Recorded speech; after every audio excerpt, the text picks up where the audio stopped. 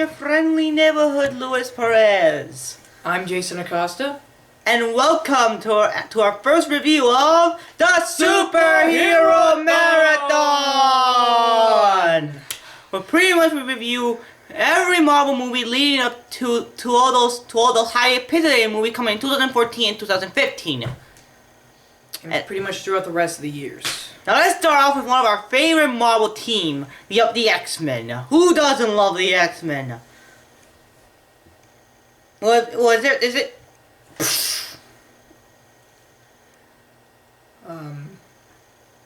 I love the X-Men, you know, they're my favorite comic team in all of Marvel.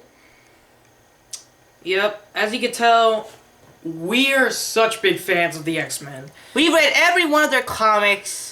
Like, their first debut, The Phoenix Saga, Days of Future Past, the Dark Phoenix Saga, technically the same thing, the X Project, all of those. But one of the things that really got us into X-Men, aside from the comics, the TV show, the toys, and everything else. Well, not really the toys.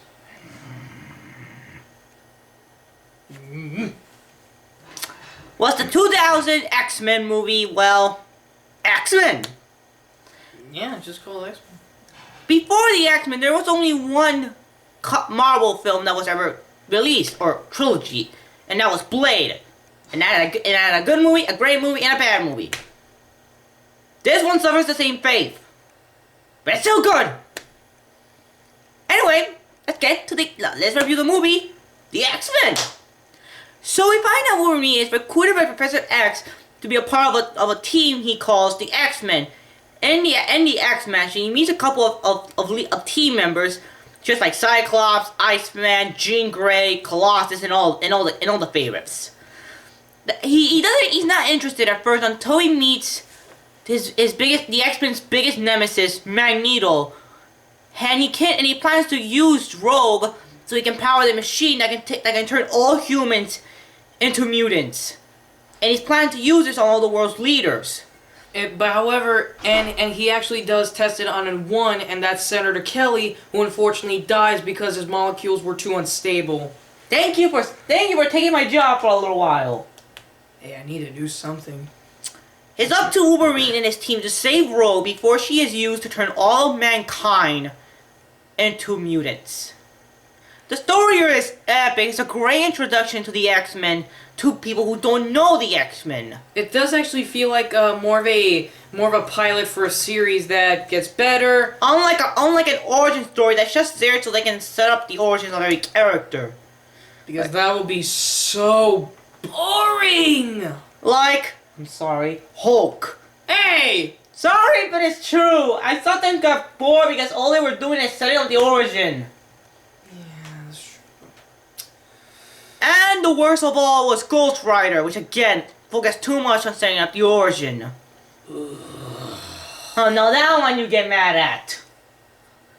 Yeah, it's just that I really did not like the movie.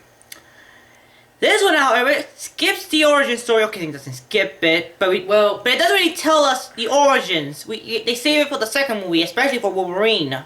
Yeah, I mean we only get sometimes Rogue's origin and Wolverine's origin. But still, this is a great story, and it's great that we get to see a great story and a great movie. Then we have the characters. First we have everyone's favorite, Wolverine, played by Hugh Jackman. And oh my gosh, he is the greatest Wolverine ever!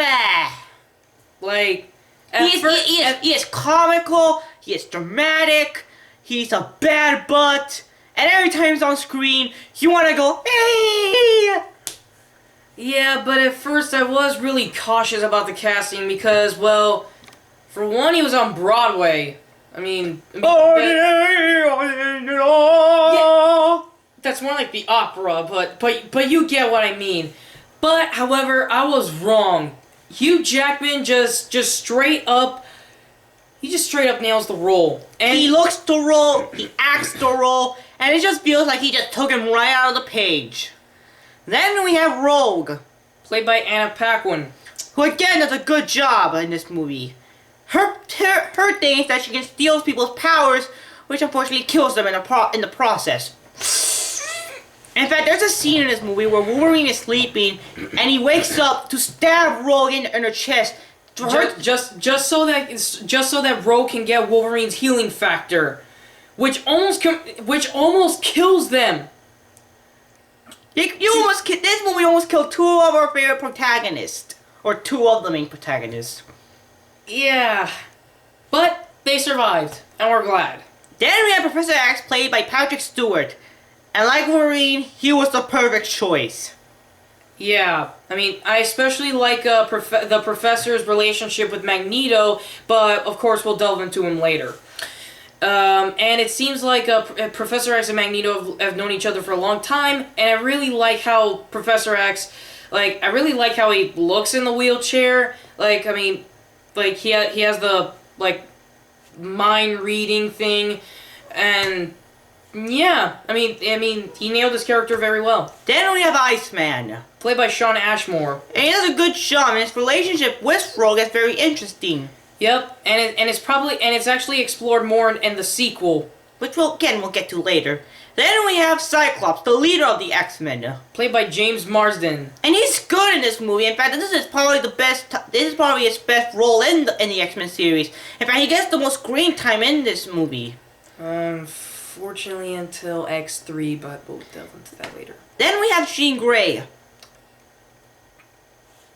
She's great. I like her character. She really seems like a strong, determined character. We know that there's something more inside of her, but she doesn't want to release it.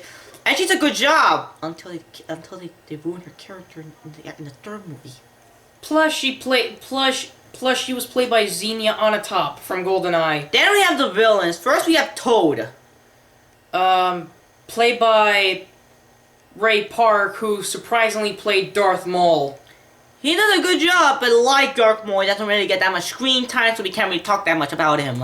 Yeah, I mean, the effects of his tongue looks good for the time, and he's a pretty interesting character to look at. Then we have Sabretooth, the brother of Wolverine, played by Tyler Mane, and like Toad, he's just another henchman, so that the X-Men get someone to fight. But unlike Toad, he actually does have an interesting relationship with his brother, again Wolverine. Yeah, I mean, his backstory with Wolverine's only hinted at, so, I mean, it's not fully explored. Unless you count the origin movie. Which, unfortunately, everyone wants to forget. Then we have Mystique, the first class of Magneto's team. Huh? Get it? Reference? You don't get the reference? There's $10 on you! Yeah, I mean, she does a good job. I mean, and she does capture the character's personality very well, and I really like her fight scenes. Especially, my most favorite was the one with Wolverine, where near the end of the movie at the Statue of Liberty. Yeah, I mean, I really like how she moves. And of course, she's given more of a character other than Toad or Sabretooth. Then we have the main villain of this film, Magneto, played by Ian McKellen. And like Professor X and Wolverine, he was the perfect choice. He was probably the best casting choice in the movie. He has the charisma, he has the genius intellect, he had the powers, he was threatening, and he of course had the same motivations from the comics. And he also has some humorous moments, like when he tells Professor X, the human race is famous, mutants are the supreme race. You should know that by now. Yeah, that was a clever line.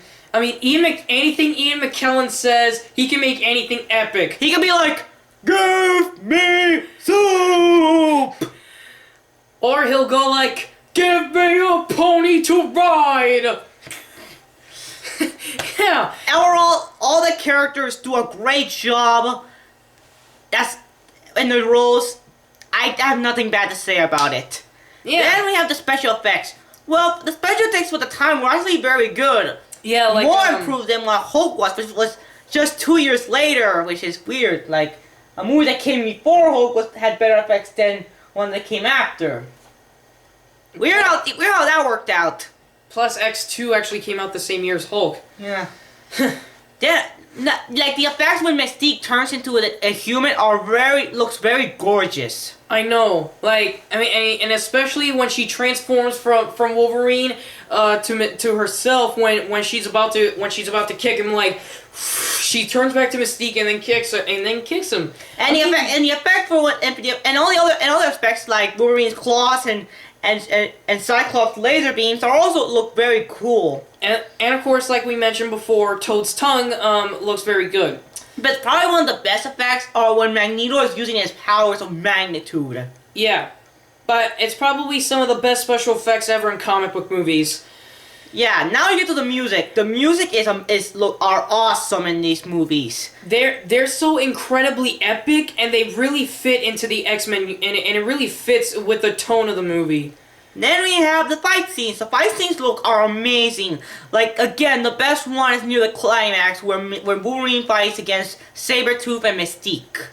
Yeah, they're just so much fun to watch, and yet they never get tired. Now for the best and the worst. The best part is definitely the true introduction of Magneto. Like, seriously, he just rips open a freight train, makes his dramatic entrance, grabs Wolverine by his adamantium, and he almost extracts his adamantium from it, and he even grabs out a needle and stabs and throws it at Rogue and stabs her in the back. And when he was surrounded by hundreds and hundreds of police officers, he uses his powers to grab all their guns and point it right back at him. Yeah, and let's not forget, he lifted up 2 cop cars and smashed them in the ground. Yeah, an epic opening for an epic villain. And plus, he's a big fan of Magneto. He's the best villain. He's the best Marvel villain for me, at least. Yeah. Then we have the worst part.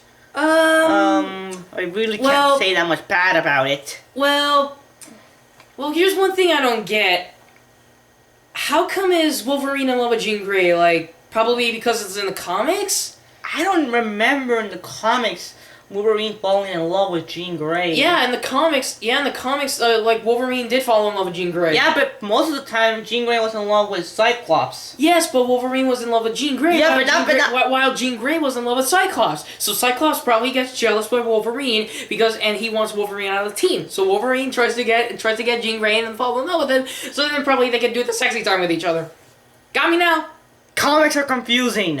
I know, but really they never explain why is he in love with her. Yeah, it's just like the cliche where a hot guy looks at a hot woman and they're like, we're meant for each other.